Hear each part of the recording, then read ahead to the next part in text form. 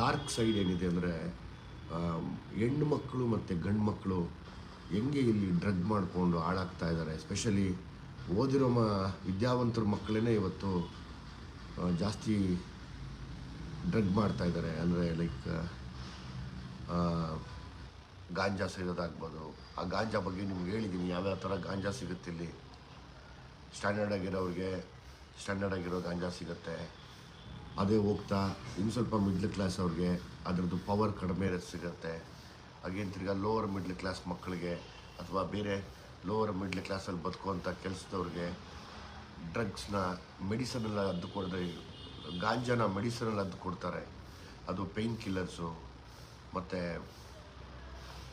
ಜೊತೆಯಲ್ಲಿ rat Poisson ಕೂಡ ಹಾಕ್ತಾರೆ. ಇದೆಲ್ಲ ಹಾಕಿ ಸುಮಾರು ಜನ ಮಕ್ಕಳುಗಳು ಇವತ್ತು ಸತ್ತೋಗ್ತಾ ಇದ್ದಾರೆ. ಇದೊಂದು ಬೇಜಾರು ನನಗೆ ತುಂಬ ಇತ್ತು. ಯಾಕಂದರೆ